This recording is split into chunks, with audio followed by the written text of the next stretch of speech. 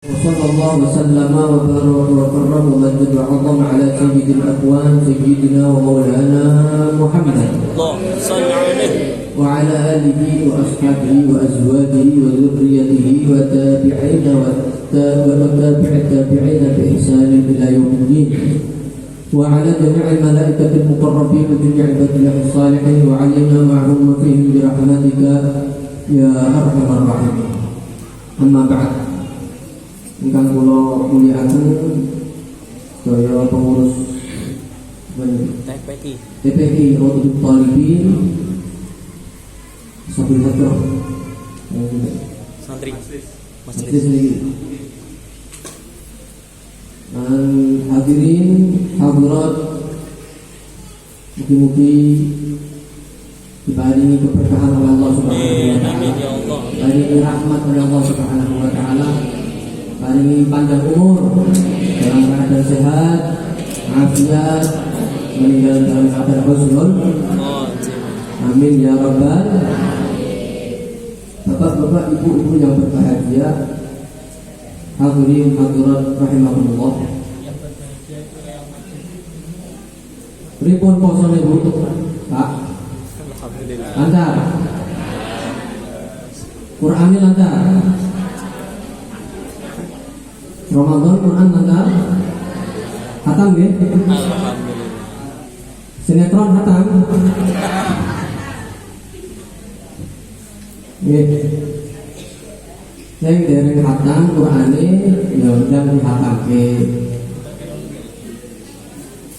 Sinetron dereng hatam ya undang dilerengke ini ya.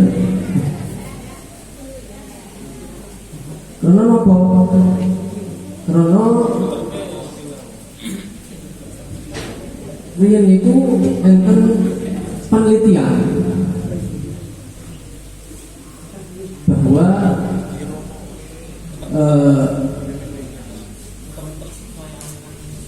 ada sesuatu yang lebih tajam daripada pisau. Coba nih, ini penelitian riyen nih. Lambene mak-mak, lambene tonggo. Saat ini terbukti salah. Zaman ini terbukti salah ya penelitian itu. Ternyata ada yang lebih tajam daripada mulut tonggo ya. Tangkeme tonggo, tangkeme mak-mak ini. Napa niku? Jempol HP boten saged gerak. Jempol nggih. Napa? Jempol. Dengan nek main HP nganggo jempol apa nganggo lambe? aku coba Oh, jempol nggih. Niki lebih tajam daripada cangkem. Zaman saat ini jempol ini lebih tajam daripada cangkem. Banyaknya fitnah, banyaknya pertikaian, perselisihan, permusuhan, perceraian, bahkan pembunuhan. Dari mana? Sebabnya apa? Jempol. Makanya sebenarnya yang harus dimaskeri itu cangkok apa jempol? Hah? Jempol ini bahaya. Hati-hati. HP, khususnya HP. Zaman saat ini yang paling banyak menghabiskan waktu kita apa? HP. Gak kerasa. Iki bocah-bocah ini mainin apa mainin? FF. Sejam, 2 jam gak kerasa. 3 jam panggil bapak ibu gak nyaut.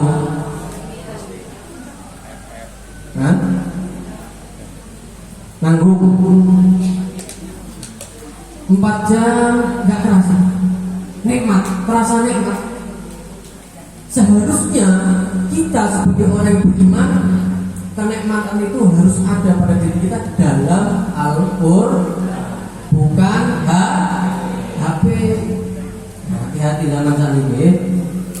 Diperhatikan diri kita, anak kita khususnya zaman saat ini. Daripada menjaga jempolnya dari HP sebagai pengganti, digerakkan jempolnya untuk membaca Al-Qur'an. Alhamdulillah. Sekarang ini acara apa? Rutinah, halal halal. Halal bihalal. Nggih. Halal bihalal. Napa niku halal bihalal? Ada satu juga yang penting. Ini masih kaitan sebelum kita membahas halal bihalal. Masih kaitannya dengan jempol tadi. Dengan jempol tadi. Ya. Sedaya niki teng lambene wonten napa? Saku. Ndi saku ndi? Saku ndi? Hah? Itu saku, betul saku niki saku. Saya aku. Nggih. Saku ini enten adabe. Adab ini khususnya laki-laki. Yang lanang ini, yang wedok-wedok kalau saku nih, jangan salah. Saku, ini yang enten adabe. Apa yang harus diisi di dalam saku? Ada adab, bukan kewajiban. Adab yang akan ngefek ke dalam hati pengaruh. Terlebih khusus saku dhuwur. Itu saku ngisor ya. Kan pinggir. Kebanyakan dari kita tertipu dengan diri kita sendiri, meletakkan saku atas dengan apa? Kurang saing itu. Gak apik. Kenapa? Karena ini nempel dengan hati. Saku atas itu ditaruh hal-hal yang mulia. Seperti apa ini? Jenengin apa? Siwak, Al-Qur'an, bolpoin, buku. Bukan HP di bawah. Rokok taruh bawah. Jangan ke atas. Supaya teringat pertama adalah siwak, Al-Qur'an. Itu adabnya. Adab meletakkan sesuatu di dalam saku. Letakkan saku atas itu diletakkan hal-hal yang baik. Hadirin yang dimuliakan Allah Subhanahu wa taala, halal bihalal. Napa niku halal bihalal? Halal ketemu halal. Niki halal bihalal niki tradisine wong Jawa. Nggih. Teng Saudi boten. Teng Tarim Yaman boten halal bihalal. Nggih. Nek panjenengan sedaya wong ndi? Tes. Kalau Turki turunan mriki. Kalau cilian kula ya mriki. Ngetes ya. Bareng Pak No, teko Pak No. Bener Pak. Niki sing ngrawat kula sing antar jemput kula sekolah Pak No niku. Kata kok. Betul. Oke nganter. Ngertos nggih Pak No? Kirim salam. Apa? Tradisi ini wong Jawa. Berkaitan dengan tradisi adat istiadat. Tradisi itu dibagi menjadi dua. Ada dua. Yang pertama, tradisi atau adat istiadat yang berkaitan dengan syariat Islam, berhubungan dengan syariat Islam. istiadat yang sahih, yang bagus, yang baik adalah yang berkaitan dengan syariat Islam. Seperti apa? Ya seperti ini. Halal bihalal. Oke. Dimana kita silaturahim, saling memaafkan, yang mana disebutkan oleh Nabi Sallallahu Alaihi Wasallam bahwa itu akan memanjangkan umur dan meluaskan rezeki. Amin Allahumma ya Rabbal. Akan memperkalit tradisi yang berlawanan dengan syariat. Nah, ini harus kita jauhi.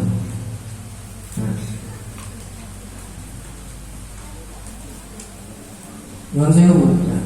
Zaman saat ini kata nih, khususnya yang desa-desa ini. Tapi harus saya sampaikan karena berhubungan dengan syariat, khususnya muslimin. Pengawasan khitanan, pengawasan walimah, pindah rumah, kucing gimana, semuanya selalu diisi dengan joget-joget dangdut. Ini tradisi yang tidak baik, yang harus kita tinggalkan.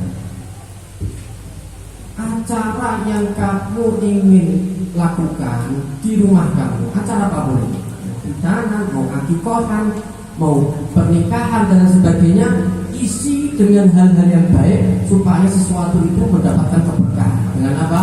Seperti sekarang ini pembacaan mau ini.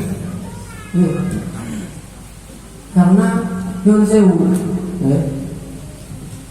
joget-jogetan dangdutan itu maksiat yang terang-terangan, yang mana keburukannya bukan hanya kepada sahibul baitnya, tapi juga kepada tetangganya. Wattaqu fitnatan la tusibanna alladziina zalamu minkum khassah. Hati-hati dengan fitnah yang secara khusus tidak tertimpa kepada orang yang berbuat boleh saja. Berarti maksudnya apa? Yang di sekitarnya juga kena imbasnya. Wa'idullah dari maksiat terang-terangan itu lebih parah, lebih besar kemurkaannya dari Allah daripada maksiat yang tidak terang-terangan. Jadi dihindari ya. Nah mulai saat ini lembaran baru setelah Ramadan, apapun acaranya di Mekah, mudah-mudahan semuanya maulidan, semuanya manakiban, ya, nggak ada lagi dangdutan ya, supaya mendapatkan keberkahan, ya, supaya mendapat apa? Nah acara semacam itu joget-jogetan, senang cuma sementara, tapi sebenarnya bukan kesenangan tapi kemurkaan, tidak ada keberkahan. Jelas Bu, Pak, baik tuh. Nah semacam ini halal bihalal. Apa hikmahnya? Tujuannya halal bihalal, tujuannya apa? Di bulan Ramadan, hikmahnya halal bihalal. Di bulan Ramadan, semua dari kita tahu bahwa Allah Subhanahu wa Ta'ala memberikan rahmatnya, ampunannya kepada seluruh hambanya yang berpuasa karena Allah. Man shoma Ramadan imanan wa ihtisaban ghufira lahu ma taqaddama. Karena iman kepada Allah, maka Allah akan mengampuni dosanya. Dosanya diampuni semuanya sama Allah, semuanya diampuni, kosong. Sehingga makanya disebut dengan Idul apa namanya? Idul Fitr atau apa disebut fitrah. Diambil dari fitrah yang artinya kesucian. Suci, kosong, terhapus dosanya. Nah, tapi ada beberapa dosa yang tidak bisa dihapus, yaitu yang berkaitan dengan manusia. Berkaitan dengan apa? Manusia. Makanya kemudian para ulama kita dahulu kemudian menjadikan ya momen semacam ini disebut dengan apa? Halal. Kenapa? Karena kadang itu orang itu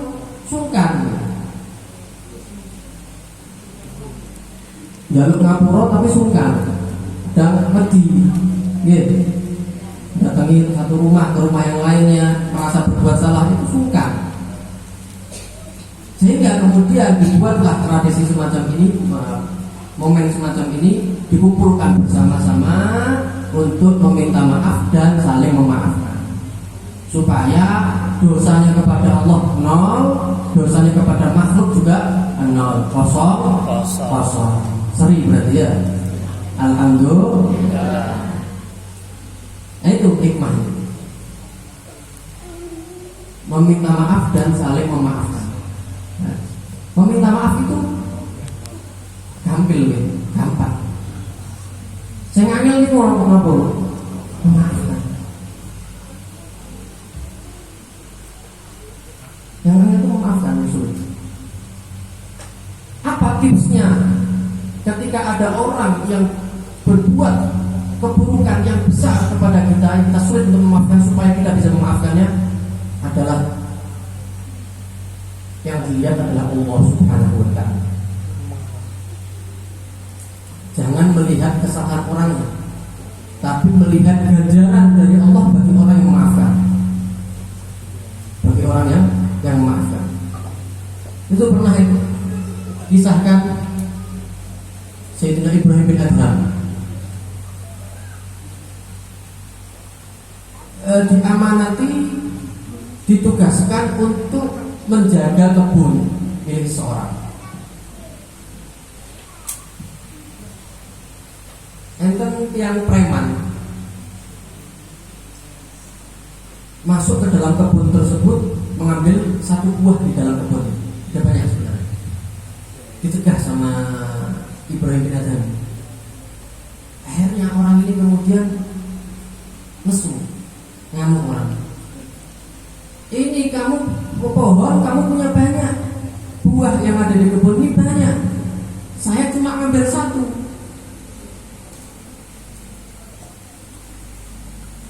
Ini pun tidak merugikan kamu, katanya orang tersebut. Apa kata Sayyidina Ibrahim bin Adham? Bukan itu masalahnya. Masalahnya ini kebun ini bukan punya saya hanya diamanati, maka saya harus melaksanakan amanah tersebut. Saya disuruh jaga.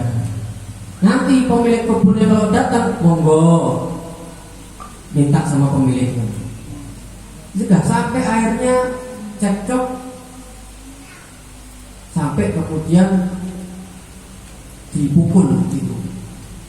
Sayyidina Ibrahim bin Adham dipukul wajahnya. Karena ketika itu beliau adalah orang yang sangat terkenal dengan kewaliannya, kealimannya, yang mana ketika itu pakai baju yang biasa sehingga orang tersebut nggak kenal. Dipukul itu tanpa disadari, ternyata yang dipukul siapa? Seorang wali. Pulang ya, pada kumpulannya itu sama teman-temannya cerita. Akhirnya ketika diceritakan sifat-sifatnya, tempatnya, akhirnya temannya tahu.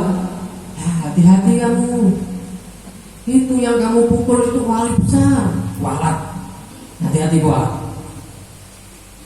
Sekarang juga kamu harus bergegas minta maaf sama beliau. Langsung.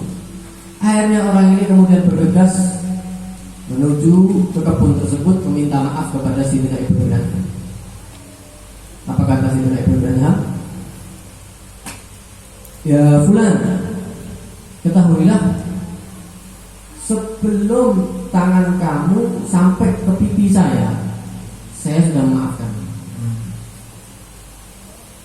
Akhirnya orang ini bingung, heran, kok begitu mudahnya seorang itu memaafkan.